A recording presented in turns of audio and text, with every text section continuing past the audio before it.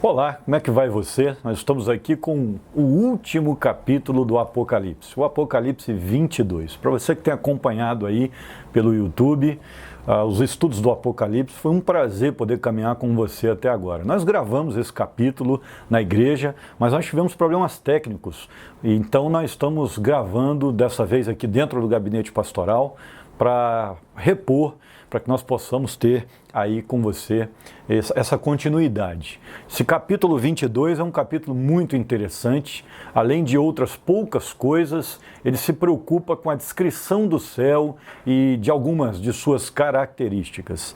O capítulo também trata de preparar o crente para resistir firme às suas provações, pois há recompensa. Essa é a ideia. É um dos capítulos mais devocionários do livro. O texto vai falar de coração, né? de coração do crente estar preparado porque ele sabe para onde está indo, ele não pode deixar que isso se perca na sua mente, ele não pode perder isso de vista, ele precisa continuar firme.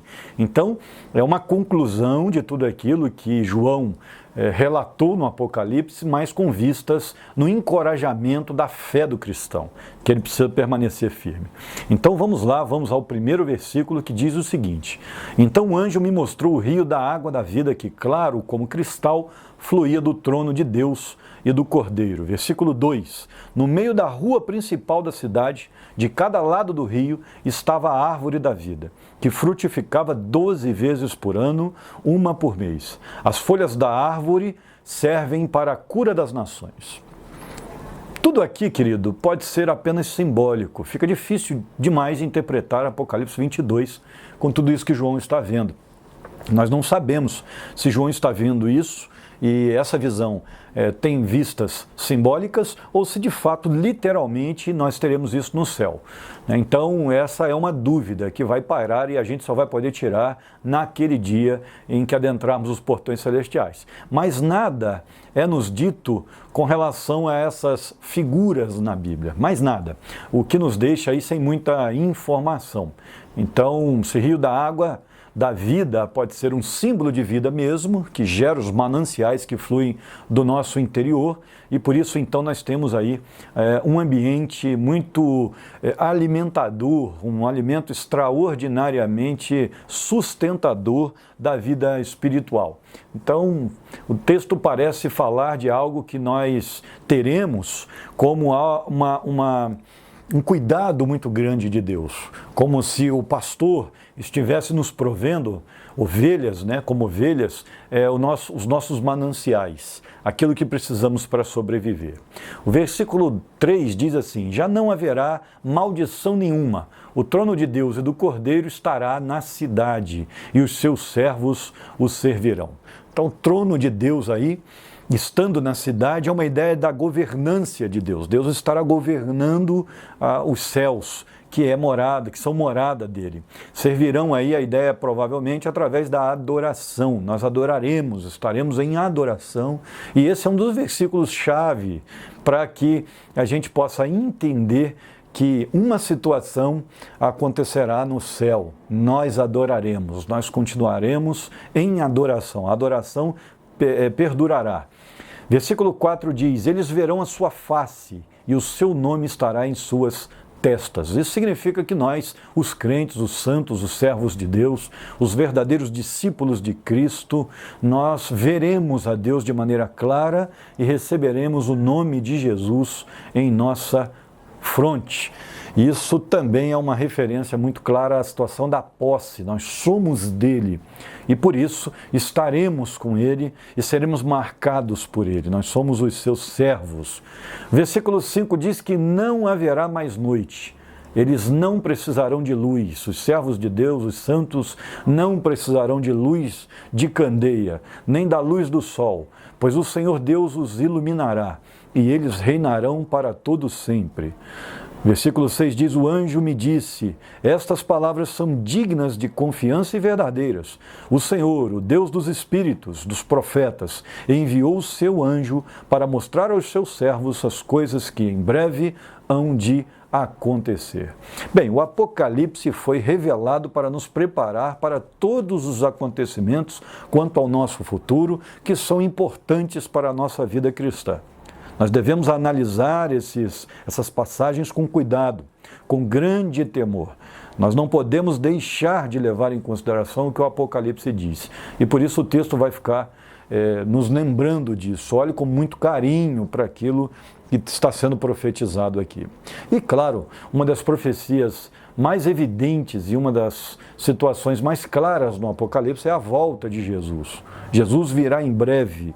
E o versículo 7 então diz: eis que venho em breve. Feliz é aquele que guarda as palavras da profecia deste livro. Então nós temos uma referência no versículo 7 aqui, à nossa vida, que é relativamente curta.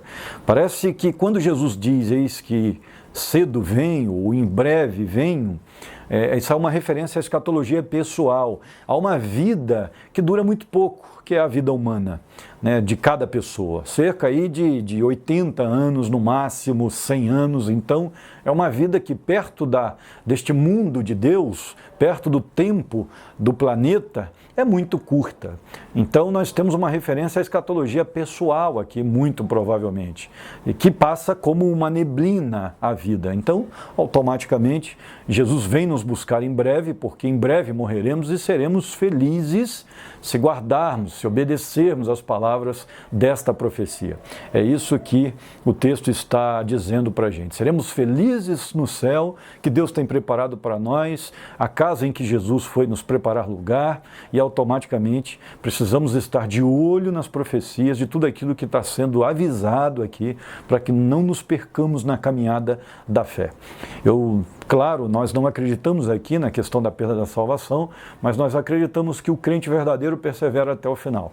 Ele não para pelo caminho. Se parou, é porque realmente não era dos nossos, como vai dizer 1 João capítulo 2, se fossem dos nossos, estariam conosco. O versículo 8 diz: eu, João, sou aquele que ouviu e viu estas coisas. Tendo-as ouvido e visto, caí aos pés do anjo que me mostrou tudo aquilo para adorá-lo. E aí o versículo 9 traz algo bem interessante. Mas ele me disse: não faça isso. Sou servo como você e seus irmãos, os profetas, e como os que guardam as palavras deste livro. E aí o anjo diz: adore a Deus.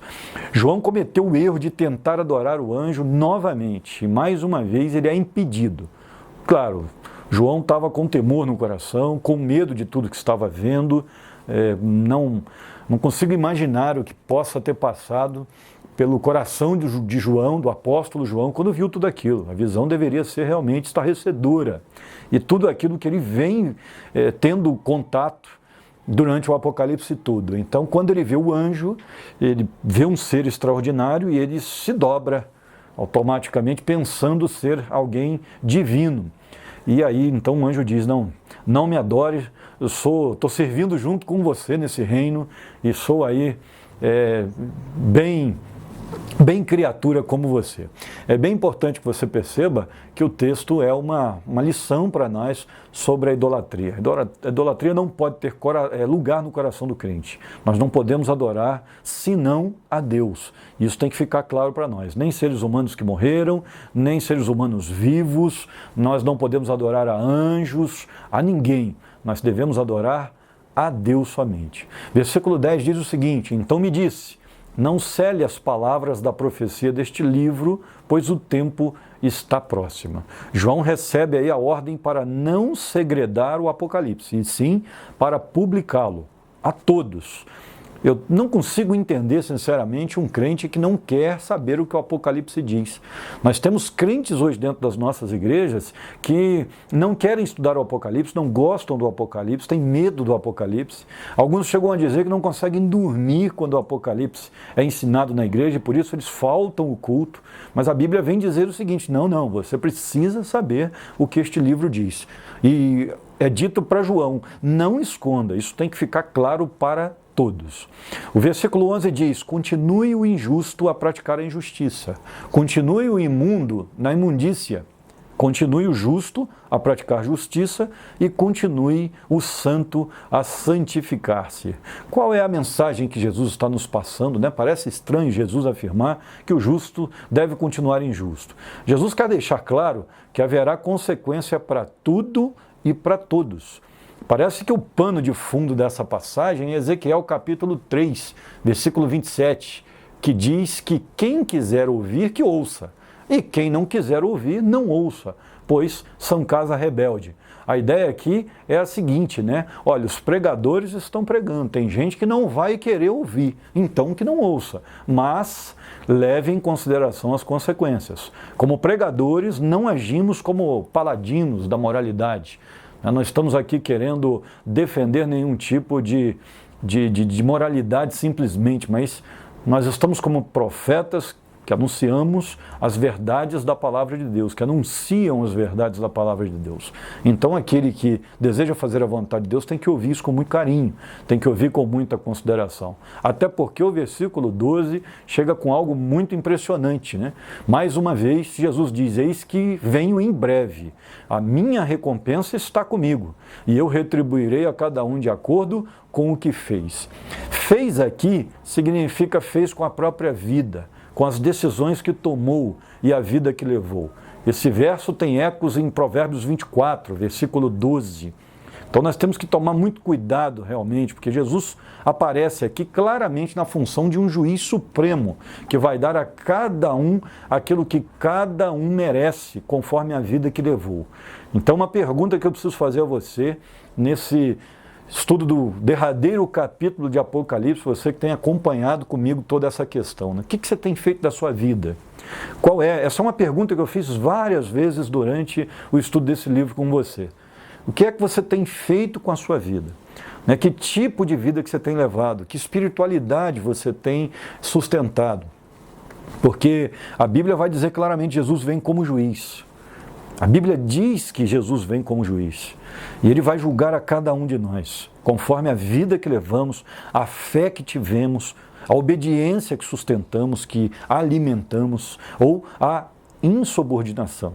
Então é muito importante que você entenda que a sua vida hoje é o que vai dar recompensa a você amanhã ou que vai trazer sobre você terrível juízo. Nós precisamos pensar o que estamos fazendo com a nossa fé. Então leve a sua fé em consideração, muito.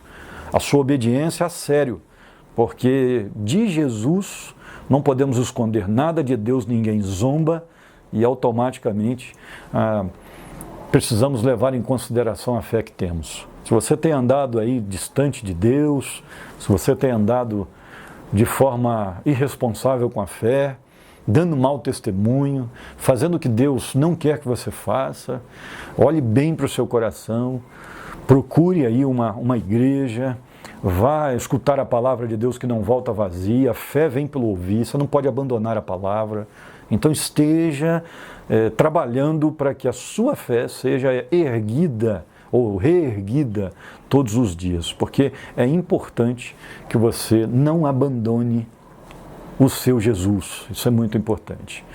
Olha o que diz o versículo 13, ele é lindo, ele diz, eu sou o alfa e o ômega, o primeiro e o último, o princípio e o fim. Ou seja, tudo começa e termina nele. A vida se inicia com ele e ele julga a cada um no fim. O verso está ligado ao anterior, esse verso de número 13. Ele é aquele que vai julgar. Tudo começa com Ele e termina com Ele. Ele é o nosso Senhor, Ele é o Senhor da humanidade, Ele é o dono do mundo. Então nós precisamos levar isso em consideração. E o versículo 14 vai dizer, felizes os que levam ou que lavam as suas vestes e assim têm direito à árvore da vida e podem entrar na cidade pelas portas. A cidade aqui é a cidade celestial. Lavam as vestes no sangue do Cordeiro, que são alvos, os que são salvos, os que têm os seus pecados perdoados. Então, é uma coisa que nós não podemos perder de vista.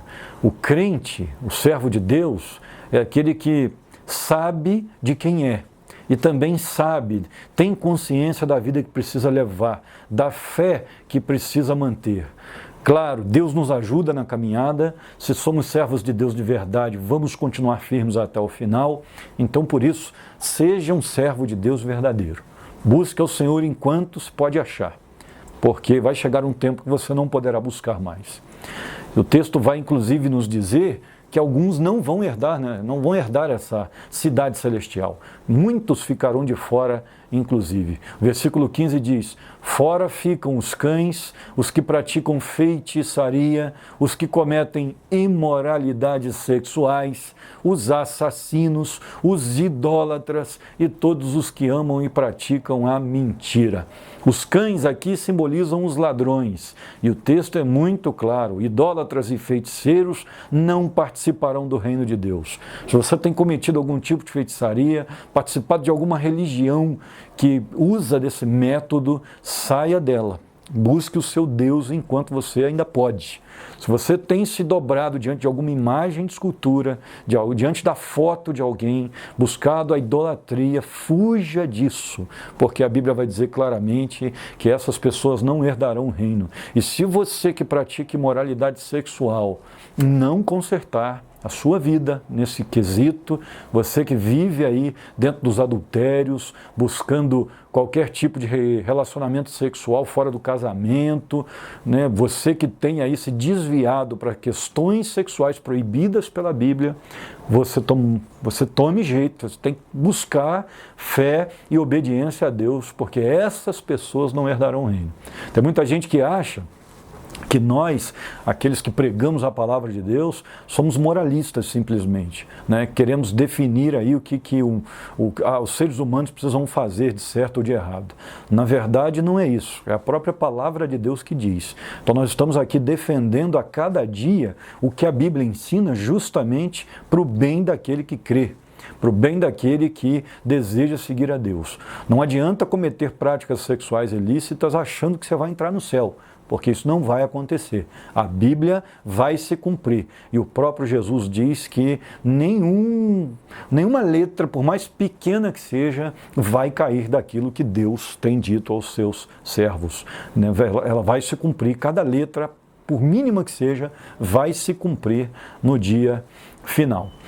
Versículo 16 diz o seguinte: eu, Jesus, enviei o meu anjo para dar a vocês este testemunho concernente às igrejas. Eu sou a raiz e o descendente de Davi e a resplandecente estrela da manhã. O verso 17 diz: o Espírito e a noiva dizem: vem. E todo aquele que ouvir, diga: vem. Quem tiver sede, venha. E quem quiser, beba de graça da água da vida. Bem, a igreja precisa sempre convidar a outros que venham beber dessa água, porque essa é a água que dá vida ao interior, à alma, ao espírito do ser humano. Nós não podemos viver numa geração de crentes calados. Precisamos pregar a palavra.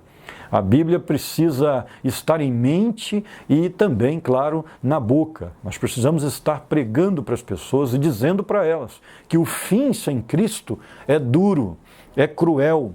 Então nós precisamos pregar de que Jesus é a única salvação que existe para a humanidade caída por conta do pecado. Precisamos evitar a rebeldia, precisamos evitar completamente a questão da mediocridade na pregação e até mesmo a questão da covardia. Precisamos pregar a tempo e fora de tempo e com o coração voltado para ganhar as pessoas para Cristo, porque nós estamos vivendo um tempo em que as pessoas estão tendo sede. Os próprios textos bíblicos vão dizer que nós não podemos nos calar. O mundo precisa de Jesus Cristo. Ele é o único que pode salvar. O versículo 18 diz: declaro a todos os que ouvem as palavras da profecia deste livro. Se alguém lhe acrescentar algo, Deus lhe acrescentará as pragas descritas neste livro. 19. Se alguém tirar alguma palavra deste livro de profecia, Deus tirará dele a sua parte na árvore da vida e na cidade santa que são descritas neste livro. O aviso pode ser apenas para o Apocalipse, mas eu creio que Deus, por saber que tal livro seria o último da Bíblia, inclui essa advertência com um sentimento a todos os outros livros também, todos os outros 65 livros da Palavra de Deus. Creio nisso, claro, pela fé.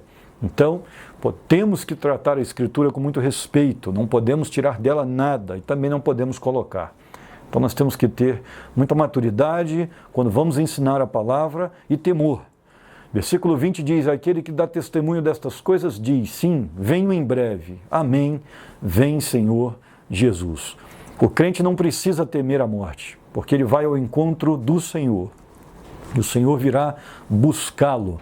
Essa mensagem do versículo 20 é confortadora. Um crente pode partir para o outro lado desta vida tranquilo, sabendo que o seu Senhor vem buscá-lo, abraçá-lo e dizer-lhe, entre para a alegria eterna que tenho preparado para você desde a fundação do mundo.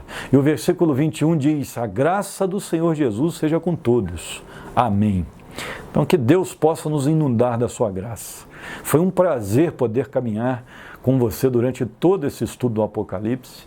Que a graça do Senhor Jesus seja com todos, essa é a vontade de Deus, que todos sejam alcançados, que a graça alcance a todos e que nenhum se perca. Inclusive diz a palavra, é desejo do Senhor salvar a todos.